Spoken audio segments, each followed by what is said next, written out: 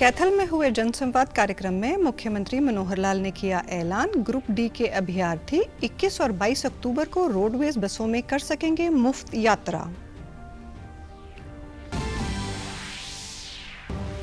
मुख्यमंत्री मनोहर लाल ने अंबाला के पहले घरेलू एयरपोर्ट का भूमि पूजन कर किया शिलान्यास। कहा, केंद्र सरकार की योजना की बदौलत हरियाणा का आम आदमी भी कर सकेगा हवाई यात्रा। राज्यपाल बंडारू दत्तात्रेय ने निर्वाणा में किया राइस मिल का उद्घाटन। कहा, युवाओं को रोजगार के साथ ही धान की खेती करने वाले किसानों को होगा लाभ।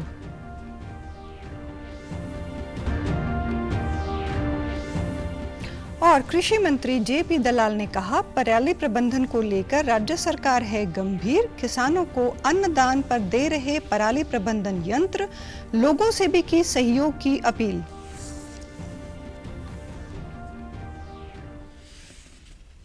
नमस्कार, मैं हूं शैली तनेजा। अब समाचार विस्तार से। हरियाणा के मुख्यमंत्री मनोहर लाल ने आज कैथल में इंदिरा गांधी कॉलेज के सभागार में आयोजित जनसंवाद कार्यक्रम में लोगों की समस्याएं सुनी और कई का मौके पर ही समाधान किया। इस दौरान सीएम ने कहा कि प्रदेश में पिछले 9 सालों में लगातार विकास कार्य हुए हैं, जो कि पिछली सरकारों से दुगने हैं। मुख्यमंत्री जनसंवाद कार्यक्रम के बाद सांपन खेड़ी में मेडिकल कॉलेज के शिलान्यास कार्यक्रम में पहुंचे और आधारशिला रखी। इसके बाद उन्होंने सांपन खेड़ी में पंचायत के जनप्रतिनिधियों से भी संवाद किया। इस दौरान उन्होंने कहा कि हमें अपने स्वास्थ्य का ध्यान रखने की जरूरत है। प्रदेश के हर जिले में सरकार द्वारा मेडिकल कॉलेज बनाए जाएंगे। जल्द ही फतेहाबाद और सिरसा में मेडिकल कॉलेज का शिलान्यास किया जाएगा। उन्होंने कहा कि 2014 में प्रदेश में 15 मेडिकल कॉलेज थे, जो अब बढ़ रहे हैं। पहले 700 सीटें थी, जो अब 2185 हो गई हैं। हरियाणा में 21 और 22 अक्टूबर को होने वाले ग्रुप डी की संयुक्त पात्रता परीक्षा में शामिल होने वाले अभ्यर्थियों को रोडवेज बसों में मुफ्त यात्रा की सुविधा मिलेगी। हरियाणा के मुख्यमंत्री मनोहर लाल ने कैथल के सांपन खेड़ी में आयोजित जनसंवाद कार्यक्रम के बाद इस बात की घोषणा की। उन्होंने कहा कि रोडवेज बसों में परीक्षा के प्रवेश पत्र के आधार पर यह सुविधा मिलेगी। इसके तहत परीक्षा के दिन आने और जाने पर अभ्यर्थियों से कोई किराया नहीं लिया जाएगा। तो ये निर्देश दे दिया है कि उनको सबको आने जाने का जो किराया है वो मुफ्त होगा, उसमें कोई किराया नहीं लगेगा। उनका जो कार्ड है, जो उनको एक एडमिट कार्ड मिलता है, उसी के ऊपर ये प्रिंट करके दे देंगे और जिस दिन उसको परीक्षा देने जाना है उस डेट के आने और जाने का उसका कोई किराया ये नहीं लगेगा। ये जानकारी उन्होंने कहा कि 15 अक्टूबर से उम्मीदवारों के एडमिट कार्ड जारी कर दिए गए हैं। इन्हें विभाग की वेबसाइट से परीक्षा तिथि तक डाउनलोड कर सकते हैं। हरियाणा कर्मचारी चयन आयोग के अनुसार ग्रुप डी परीक्षा में 11,84,000 अभ्यर्थी 1,072 केंद्रों पर परीक्षा देंगे। हरियाणा के मुख्यमंत्री मनोहर लाल ने कल अंबाला के पहले घरेलू एयरपोर्ट का भूमि पूजन कर शिलान्यास किया। इस अवसर पर बधाई व शुभकामनाएं देते हुए मुख्यमंत्री ने कहा कि 20 एकड़ जमीन पर टर्मिनल बनाया जाएगा, जिस पर लगभग 20.5 करोड़ रुपए की लागत आएगी। अंबाला में हवाई अड्डा बनाने से इस क्षेत्र में निवेश और उद्योग बढ़ेगा, जिससे रोजगार के अधिक अवसर पैदा होंगे। मुख्यमंत्री ने कहा कि प्रधानमंत्री नरेंद्र मोदी ने उड़े देश का आम नागरिक योजना की शुरुआत की थी, जिसका उद्देश्य था कि हवाई चप्पल पहनने वाला भी हवाई यात्रा कर सके। इस उड़ान योजना का लाभ सबसे पहले हम अंबाला से ही उठा पाएंगे। तब ये ध्यान में आता है कि आखिर हमारी उड़ान स्कीम, ये उड़ान स्कीम कुछ वर्ष पहले शुरू हुई थी, जो सस्ती हवाई यात्रा, जिसको ठीक संज्ञा दी गई है कि हवाई चप्पल पहनने वाला व्यक्ति भी हवाई जहाज की यात्रा कर सके, ऐसी देश के अंदर प्रधानमंत्री जी ने स्कीम चलाई है। इसका पूरा लाभ हम सबसे पहले अंबाला से उठा पाएंगे। यही कहूंगा कि जहां कहीं एयरपोर्ट हो जाता है, उसके साथ साथ निवेश, उसके साथ साथ उद्योग, उसके साथ साथ हर प्रकार की, चाहे वो आर्थिक प्रगति हो, चाहे अन्य इंफ्रास्ट्रक्चर की चीजें हो, स्वाभाविक आगे बढ़ती हैं। आज कोई भी देश और विदेश का अगर कोई उद्योगपति है, उसका समय बचाने के लिए उसको एयरपोर्ट अगर अंबाला की सुविधा मिलती है तो निश्चित रूप से अंबाला आकर के आसपास के क्षेत्र में निवेश भी करेगा। उन्होंने कहा कि हरियाणा सरकार ने उड़ान योजना के तहत रूट्स के लिए आवेदन किया हुआ है। जल्द ही हमें देहरादून, लखनऊ, अमृतसर, जयपुर, शिमला जैसे रूट में से कुछ रूट पर तुरंत स्वीकृति मिलने की उम्मीद है। मुख्यमंत्री ने महाराजा अग्रसेन की जयंती की बधाई व शुभकामनाएं देते हुए कहा कि हिसार में भी महाराजा अग्रसेन इंटरनेशनल एयरपोर्ट को विकसित किया जा रहा है। प्रारंभ होंगे, कुछ जैसे जैसे सवारियों की डिमांड होगी, जैसे जैसे हमारे रेलवे के यात्री किधर से ज्यादा जाते हैं उनका समय बहुत बचने वाला है, तो ऐसे सब रूट्स के लिए कुछ रूट्स जैसे बताए हैं, मैं इसके अतिरिक्त भी, जैसे मानो देहरादून है, यहाँ का भी रूट बन सकता है, जैसे मानो लखनऊ है, वहाँ का रूट भी बन सकता है, अमृतसर की बात आ गई है, जयपुर की बात आ गई है, ऐसे ही शिमला का रूट ये भी यहाँ से बन सकता है।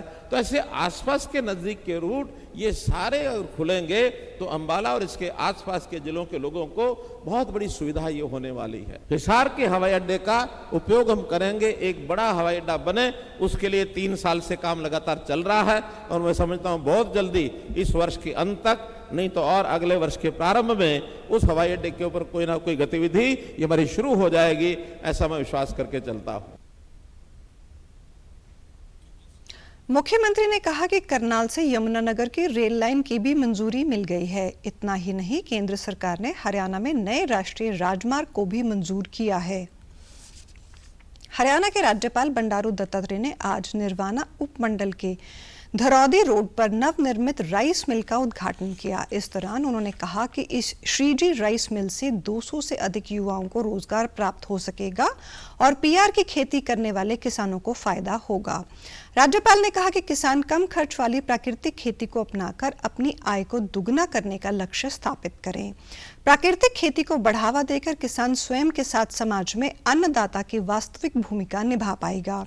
उन्होंने अधिकारियों से कहा कि वे केंद्र एवं राज्य सरकार द्वारा किसानों के लिए चलाई जा रही योजनाओं की जानकारी प्रत्येक पात्र किसान तक पहुंचाना सुनिश्चित करें।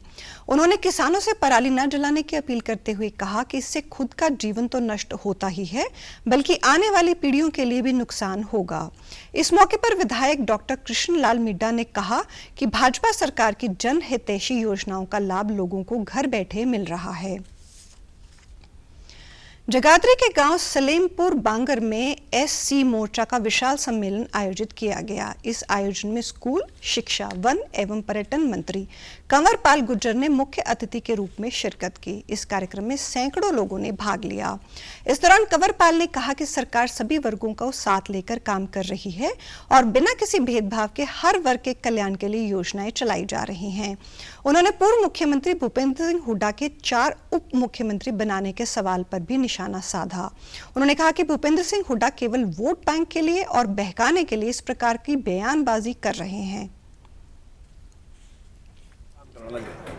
कि वोट लेने के लिए कभी किसी को कहते हैं अभी ब्राह्मण को हम बनाएंगे, कहीं कहेंगे वो अन्य किसी बरादरी का नाम लेंगे, हम पंजाबी को बनाएंगे, बड़ियों को बनाएंगे या और अन्य बैकवर्ड को बनाएंगे, बीसी को बनाएंगे, इसको बनाएंगे। सबको पता, देखिए मुख्यमंत्री आज जितने मंत्री हैं सारों को मुख्यमंत्री का तो क्या दिक्कत है उसमें, वो तो कुछ मंत्री भी वैसे ही होता हो, मुख्यमंत्री होता है, उसमें कोई खास फर्क नहीं है इस बात में। पहले इन्होंने एक उप मुख्यमंत्री बनाया कर रखा, उसका बता दो ना क्या आया था पहले रखा, जब इनकी सरकार थी तब भी एक उप मुख्यमंत्री ने बनाया था। तो आप किसी से पूछ लोगे उसकी कितनी वो थी उस सरकार में।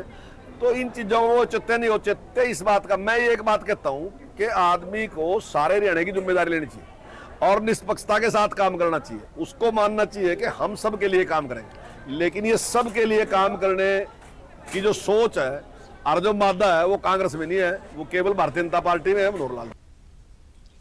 उन्होंने बताया कि सरकार गरीबों के लिए विशेष तौर से काम कर रही है और कल्याणकारी योजनाएं चलाई जा रही हैं। उससे सारी जनता प्रभावित है। आयुष्मान कार्ड से 5 लाख तक का इलाज मुफ्त में हो रहा है। अल्पसंख्यक मोर्चा के सफल कार्यक्रम के बाद आज एससी मोर्चा के कार्यक्रम बहुत सफल हुआ और बड़ी संख्या में लोगों ने कार्यक्रम में भाग लिया। वर्तमान में जिस प्रकार से हमारी सरकार गरीब के लिए विशेष तौर से सारे काम करने लग रही, तो उससे सारी जनता इस बात से प्रभावित है कि जिस प्रकार से हमने एक स्कीम चलाई कि कोई भी व्यक्ति गरीब ना रहे प्रदेश में, और जिनकी आमदनी 1 लाख से भी कम है उनके लिए सरकार ने निर्णय लिया कि उनको हम लोन देंगे, उस लोन का ब्याज सरकार देगी। बस केवल उस व्यक्ति को प्रयास करके गरीबी रेखा से बाहर निकालना। आयुष्मान कार्ड जो 5 लाख का इलाज है, तो जहां केंद्र सरकार की ओर से 12 लाख परिवारों को बने थे, लेकिन वर्तमान में उससे लगभग 3 गुना कार्ड आज हरियाणा सरकार ने बना के दिए। तो इससे आम आदमी बड़ी खुशी है। पेंशन के मामले में जो सरकार का निर्णय है कि हम अपने आप लगा के देंगे पेंशन, किसी को भी ना अप्लाई करने की जरूरत ना आने की जरूरत। प्रदेश के कृषि मंत्री जयप्रकाश दलाल ने कहा कि पराली प्रबंधन को लेकर राज्य सरकार गंभीर है तथा पराली के प्रबंधन को लेकर राज्य सरकार ने पराली प्रबंधन यंत्रों पर अनुदान भी दे रखा है। कृषि मंत्री ने किसानों से पराली न जलाने की अपील करते हुए कहा कि पराली के प्रबंधन के लिए डीकंपोजर मशीन व अन्य यंत्रों का प्रयोग करें। उन्होंने भिवानी में कार्यकर्ताओं की समस्याएं सुनने के बाद पत्रकारों से बातचीत करते हुए कहा कि प्रदेश सरकार ने पराली प्रबंधन से लगातार प्रयास किए हैं। दिल्ली में प्रदूषण के पराली जलने के अलावा कई अन्य कारण हैं। ऐसे में दिल्ली सरकार किसानों को बदनाम करने की बजाय अपने प्रबंधन सही करें। पूरा प्रबंध किए हैं कि पराली ना जलाए। बहुत सारी मशीनरी भी दी है, डीकंपोजर भी दे रहे हैं, और हरियाणा में पराली जलाने की घटनाएं बाकी प्रदेशों से बहुत कम हैं। और दिल्ली में प्रदूषण अकेला पराली की वजह से नहीं होता, दिल्ली के अपने कारण हैं। अकेले किसानों को बदनाम करने के बजाय दिल्ली सरकार को चाहिए कि अपना प्रबंधन भी ठीक करे। कृषि मंत्री ने हरियाणा के किसानों की दिल्ली में उपराष्ट्रपति जगदीप धनखड़ के आवास पर हुई मुलाकात पर चर्चा करते हुए कहा कि यह हरियाणा के किसानों के लिए गर्व की बात है। उपराष्ट्रपति ने हरियाणा के किसानों से कहा कि अपने उत्पादन बेचना सीखो, तभी हालात सुधरेंगे। किसानों का सौभाग्य है कि महामहिम उपराष्ट्रपति जी ने उनको निमंत्रण दिया और जो संसद का भ्रमण करवाया, बड़े प्यार से अपनी पत्नी के साथ बैठ करके जैसे एक पड़ोसी किसान के साथ बात करता है, इस तरह से बातें की और बड़ा अच्छा भोजन कराया। और उन्होंने कहा कि उपराष्ट्रपति का जो घर है किसानों के लिए हमेशा खुला है, कोई भी किसान किसी भी वक्त टाइम लेकर उनसे मिल सकता है। और वो कृषि से संबंधित उन्होंने कहा है कि जब तक किसान बेचना नहीं सीखेगा तो उसकी हालत नहीं सुधरेगी। किसान कृषि का व्यापार दुनिया के अंदर सबसे बड़ा व्यापार है और किसानों को बहुत प्रोत्साहन मिला है। हरियाणा के किसान बहुत उत्साहित हैं। हरियाणा के सहकारिता व जन स्वास्थ्य एवं अभियांत्रिकी मंत्री डॉक्टर बनवारी लाल की अध्यक्षता में सोमवार को जिला सचिवालय पलवल के सभागार में जिला लोक संपर्क एवं परिवार समिति की मासिक बैठक का आयोजन किया गया।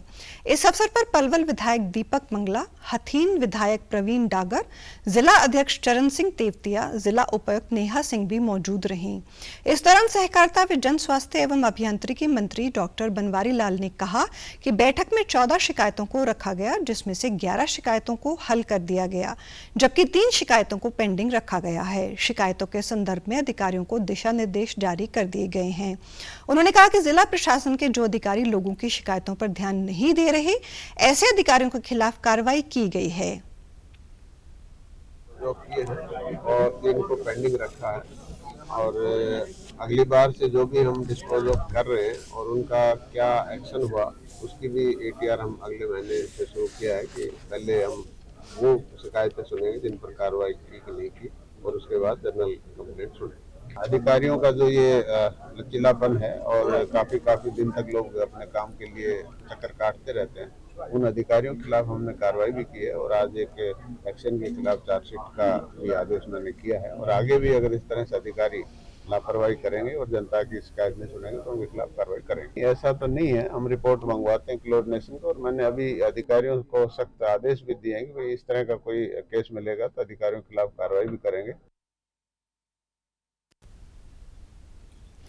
महिला सशक्तिकरण को एक उत्सव के रूप में मनाने के उद्देश्य से केंद्रीय रिजर्व पुलिस बल तथा महिला एवं बाल विकास मंत्रालय भारत सरकार की ओर से बाइक रैली आयोजित की जा रही है।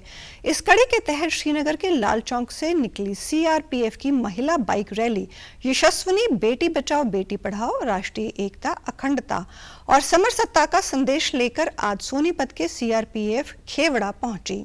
खेवड़ा पहुंचने पर इस दल का स्वागत ओलंपियन बबीता फोगाट द्वारा फ्लैग इन करके किया गया।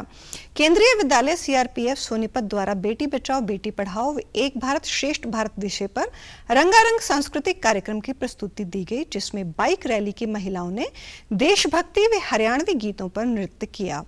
ओलंपियन बबीता फोगाट ने सीआरपीएफ की महिलाओं के साहस की प्रशंसा करते हुए कहा कि भारतवर्ष में महिलाओं की छवि को उज्जवल करने की दिशा में ये एक सराहनीय कदम है।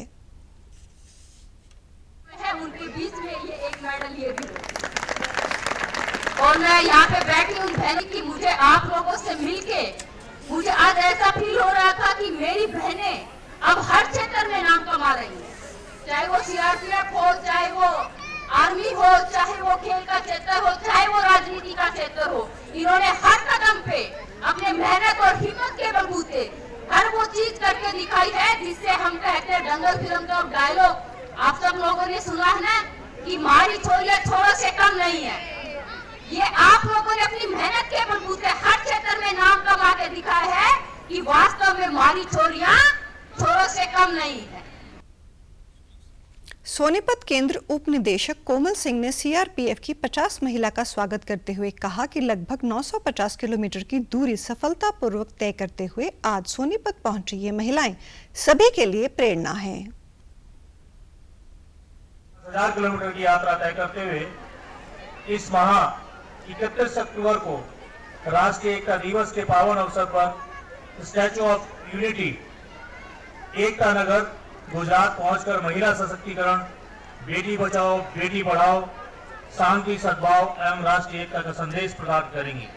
महिला मोटर बाइकर, छात्र छात्राओं, महिला समूह, आंगनबाड़ी कार्यकर्ताओं, एनसीसी कैडेट्स एवं एकता के संदेश को प्रचार करते हुए स्वयंसेवी महिलाओं से भी इंटरेक्ट करेंगे। आज जो महिला बाइक टीम आपके समक्ष उपस्थित है, उनका हौसला आपने देखा, इतनी दूर से आने के बावजूद भी आपके साथ आपके कार्यक्रम में भरपूर जोश के साथ मनोरंजन कार्यक्रम में खुद हिस्सा ले रही हैं। यशस्विनी बाइक अभियान में सीआरपीएफ की 50 महिला कर्मी शामिल हैं। ये रैली 40 जिलों से गुजरते हुए आगे गुरुग्राम, जयपुर, अजमेर, उदयपुर, गांधीनगर और वडोदरा होते हुए एकता नगर गुजरात पहुंचेंगी। हरियाणा शिक्षा विभाग द्वारा राजकीय कन्या वरिष्ठ माध्यमिक विद्यालय पलवल कैंप में 2 दिवसीय जिला स्तरीय सांस्कृतिक महोत्सव का आयोजन किया गया। इस कार्यक्रम में 48 टीमें भाग ले रही हैं। इस दौरान नोडल अधिकारी सुखराम ने बताया कि शिक्षा विभाग हरियाणा के मार्गदर्शन में राज्य के प्रत्येक जिला में सांस्कृतिक कार्यक्रम का आयोजन किया जा रहा है। इन कार्यक्रमों को 4 स्तर में विभाजित किया गया है। उन्होंने बताया कि जिला स्तरीय सांस्कृतिक कार्यक्रम में प्रथम, द्वितीय एवं तृतीय आने वाली टीमों को उपायुक्त द्वारा सम्मानित किया जाएगा। जिला स्तर पर प्रथम आने वाली टीम राज्य स्तर पर भाग लेंगी। जिला स्तरीय सांस्कृतिक कार्यक्रम जो कि जिला स्तर पर होता है, वो सभी टीमें जो खंड स्तर पर प्रथम, द्वितीय, तृतीय स्थान प्राप्त करके आती हैं, उन सभी टीमों को जिला स्तरीय टीम पर भाग लेना होता है। जिला स्तरीय कार्यक्रम के 2 ग्रुप हैं, कक्षा 5 से 8 और कक्षा 9 से 12। इस जिला स्तरीय कार्यक्रम में जो इवेंट शामिल किए गए हैं वो 4 इवेंट हैं। पहला इवेंट है ग्रुप डांस सोलो, दूसरा है folk dance solo, folk dance group और स्किट और रागिनी। ये 4 इवेंट हमारे इस कार्यक्रम में प्रस्तुत किए जाएंगे बच्चों के माध्यम से। इस प्रोग्राम में ये सभी बच्चे हमारे जिला पलवल के 4 खंडों से हैं। हमारे 4 खंडों से फर्स्ट, सेकंड, थर्ड यानी कि 3 टीमें प्रत्येक ग्रुप से आई हैं, यानी कि 12 टीमें एक खंड से आई हैं। इस तरह से 48 टीमें पूरे जिले से आई हैं। जिला स्तरीय सांस्कृतिक महोत्सव में भाग लेने वाले प्रतिभागियों ने बताया कि इस तरह के आयोजन से बच्चों में छुपी हुई प्रतिभा निकलकर सामने आती है। इस तरह के आयोजन से बच्चों के आत्मविश्वास में वृद्धि होती है और आगे बढ़ने का मौका मिलता है। मैं government model senior secondary school से हूँ। हम अपना जो डांस नृत्य है हरियाणवी नृत्य के ऊपर कर रहे हैं। हम चाहते हैं कि ये आगे भी और होते रहें, इससे बच्चों को आगे बढ़ने का मौका मिलेगा। जो उनके अंदर हुनर है उसे देखने का मौका मिलेगा। हम यह पार्टिसिपेट कल्चरल के लिए लेते हैं ताकि हम बच्चों का हुनर आगे जा सके और हमारे विद्यालय आगे बढ़ सके और बच्चों का हुनर आगे आ सके, जिससे वह किसी भी चीज़ में आगे बढ़ सके। पूर्व राष्ट्रपति रामनाथ कोविंद ने कल कुंडली की टीडीआई सिटी में हार्ट एंड कैंसर अस्पताल का शिलान्यास किया। इस दौरान उन्होंने कहा कि हमारी परंपराओं का मूल मंत्र रहा है कि अपने नहीं बल्कि पूरे विश्व के कल्याण की कामना करनी चाहिए। निरोगी होना परम सौभाग्य की बात है। उन्होंने कहा कि हर साल लाखों लोग कैंसर और हृदय रोग से ग्रसित पाए जाते हैं, जिससे बचाव के लिए जागरूकता जरूरी है। उन्होंने चिकित्सकों और अस्पताल संचालकों को नसीहत देते हुए कहा कि वित्तीय स्थिति कमजोर हो तो भी मरीज का उपचार करना चाहिए। लोगों की जेब पर नहीं बल्कि उनकी स्थिति व बीमारी पर ध्यान देना चाहिए। इस मौके पर पूर्व राष्ट्रपति रामनाथ कोविंद की धर्मपत्नी सविता कोविंद के अलावा विधायक एवं प्रशासनिक अधिकारी भी मौजूद रहे। विरासत हेरिटेज गांव मसाना में कला एवं सांस्कृतिक कार्य विभाग की ओर से राज्य स्तरीय सांझी उत्सव का आयोजन किया गया। इसका समापन समारोह में मुख्यमंत्री के राजनीतिक सलाहकार भारत भूषण भारती ने प्रतिभागियों को पुरस्कार वितरित किए। इस दौरान उन्होंने कहा कि विरासत भारतीय संस्कृति के इतिहास का ऐसा केंद्र बनेगा जिसमें भारत के सभी प्रदेशों के पर्यटन हरियाणा की संस्कृति के दर्शन कर सकेंगे। सांझी कला को बचाने के लिए विरासत ने जो प्रयास किए हैं वे अपने आप में बड़े प्रयास हैं। वहीं सांझी उत्सव के संयोजक डॉक्टर महासिंह पूनिया ने बताया कि राज्य स्तरीय सांझी उत्सव में 1,35,000 से अधिक के पुरस्कार प्रतिभागियों को वितरित किए गए हैं। इस अवसर पर विशिष्ट अतिथि के रूप में आए कानपुर विश्वविद्यालय की कुलपति प्रोफेसर सुदेश चौधरी, रणवीर सिंह विश्वविद्यालय के कुलपति डॉक्टर रणपाल, कुरुक्षेत्र विकास बोर्ड के मानद सचिव उपेंद्र सिंघल को विरासत की टीम ने स्मृति चिन्ह देकर सम्मानित किया। सांझी उत्सव में 21 फुट की सबसे बड़ी सांझी गौतम सत्यराज गांव ढिगाणा ने लगाई, जो अब तक की सबसे बड़ी सांझी है। उन्होंने 31,000 रुपए का पुरस्कार दिया गया। एशियन गेम में गोल्ड मेडल विजेता भारतीय महिला कबड्डी टीम के सदस्य रोहतक जिले की अक्षिमा बजाड़ का अपने गांव पहुंचने पर स्वागत किया गया। इस दौरान अक्षिमा के पिता रणबीर सिंह ने बताया कि उन्होंने बच्चों का भविष्य संवारने के लिए नौकरी तक छोड़ दी थी। अक्षिमा की खेल प्रतिभा को तराशने के लिए कबड्डी की प्रैक्टिस शुरू कराई। शुरुआती दौर से ही वे अपने भाई से बेहतर खिलाड़ी व मेहनती रही। दोनों भाई बहन सुबह शाम कबड्डी की प्रैक्टिस करते थे। प्रैक्टिस करने की शुरुआत के 1 साल बाद ही उसने ऑल इंडिया इंटर यूनिवर्सिटी खेलों में भाग लेकर टीम के साथ गोल्ड मेडल भी हासिल किया। अक्षिमा का कहना है कि वर्ष 2026 में होने वाले एशियन गेम्स में वे भारत का प्रतिनिधित्व करते हुए फिर से भारत को गोल्ड मेडल दिलाएंगी। बहुत मेहनत करनी पड़ी। मेरे फादर ने बहुत मेहनत की मेरे ऊपर। उसके बाद हमारे कोच है CSF के जगदीश नरवाल, इन्होंने भी मेरे ऊपर बहुत मेहनत किया है और इन सबका सपोर्ट, इन सबकी मेहनत की वजह से मैं ये मेडल लेके आ पाई। हमारा गेम का जो लास्ट अचीवमेंट है वो एशियन गोल्ड ही है। तो आगे जो एशियन होगा 2026 में, तो मैं चाह रही हूँ कि मैं उसमें भी अच्छा करूँ, उसमें भी मेरा सिलेक्शन और मैं वहाँ पे भी गोल्ड मेडल लेके आऊँ। ताकि मेरे गाँव वालों ने मेरा इतना अच्छा सम्मान किया, इतना अच्छा मेरे को मोटिवेट कर रहे हैं। पूर्व मुख्य निर्वाचन आयुक्त व पूर्व खेल मंत्री मनोहर सिंह गिल का आज नई दिल्ली में अंतिम संस्कार किया जाएगा। कल उनका नई दिल्ली के एक अस्पताल में बीमारी के बाद निधन हो गया था। वे 86 वर्ष के थे। गिल दिसंबर 1996 और जून 2001 के बीच मुख्य निर्वाचन आयुक्त CEC के पद पर रहे थे। गिल कांग्रेस सदस्य के रूप में राज्यसभा पहुंचे थे और 2008 में उन्हें केंद्रीय खेल मंत्री बनाया गया था। आज नवरात्र का दूसरा दिन है। इस दिन मां ब्रह्मचारिणी की पूजा होती है। मां ब्रह्मचारिणी तप, त्याग, वैराग्य, सदाचार और संयम की दायिका है। मां ब्रह्मचारिणी की पूजा से जीवन की हर समस्या और संकट दूर हो जाते हैं। विद्यार्थियों के लिए मां ब्रह्मचारिणी की पूजा बहुत ही फलदायी मानी जाती है। नवरात्र के दूसरे दिन आज देश भर के मंदिरों में बड़ी संख्या में श्रद्धालु दर्शन के लिए पहुंचे। दिल्ली के झंडेवाला मंदिर में आज सुबह आरती की गई। वहीं उत्तराखंड के चारों धामों के कपाट बंद होने की तिथि की एक-एक करके घोषणा शुरू हो गई है। 24 अक्टूबर को दशहरे के दिन बद्रीनाथ धाम के कपाट बंद करने के शुभ मुहूर्त की घोषणा की जाएगी। 15 नवंबर को भैया दूज के दिन केदारनाथ धाम और यमुनोत्री धाम के कपाट बंद होंगे। गंगोत्री मंदिर समिति ने 14 नवंबर को गंगोत्री धाम के कपाट बंद करने की तिथि तय कर दी है। कपाट बंद होने की तिथि घोषित करने के लिए श्री बद्रीनाथ मंदिर परिसर में धार्मिक समारोह आयोजित किया जाएगा। भगवान केदारनाथ की पंचमुखी उत्सव मूर्ति शीतकालीन प्रवास श्री ओंकारेश्वर मंदिर मुखी मठ पहुंचेगी। विजयदशमी को ही द्वितीय केदार मधेश्वर के कपाट बंद होने की तिथि श्री ओंकारेश्वर मंदिर ओखी मठ में और तृतीय केदार तुंगनाथ में कपाट बंद होने की तिथि शीतकालीन गद्दी स्थल मार्कंडेय मंदिर मक्खू मठ में तय होगी। साथ ही श्री बद्रीनाथ धाम के कपाट 24 अक्टूबर को श्री बद्रीनाथ धाम में तय की जाएगी। सेना कमांडर्स का सम्मेलन आज से नई दिल्ली में शुरू हुआ। यह शीर्ष स्तरीय द्विवार्षिक कार्यक्रम वैचारिक आधार पर विचार विमर्श के लिए भारतीय सेना को महत्वपूर्ण नीतिगत निर्णय की सुविधा प्रदान करने का एक संस्थागत मंच है। 5 दिवसीय सम्मेलन के दौरान सेना कमांडर और अन्य वरिष्ठ पदाधिकारी पहले दिन वर्चुअल माध्यम से मिल रहे हैं। इसके बाद शीर्ष विचार विमर्श हाइब्रिड प्रारूप में आयोजित किया जाएगा। रक्षा मंत्रालय ने कहा कि शीर्ष नेतृत्व भारतीय सेना की परिचालन तैयारियों की समीक्षा के अलावा वर्तमान और उभरते सुरक्षा परिदृश्यों पर विचार मंथन करेगा। यह सम्मेलन अपने व्यापक क्षेत्र के साथ यह सुनिश्चित करता है कि भारतीय सेना प्रगतिशील, आगारगामी, अनुकूलित और भविष्य के लिए तैयार रहे। रक्षा मंत्री राजनाथ सिंह बुधवार को सेना कमांडर सम्मेलन में भाग लेंगे।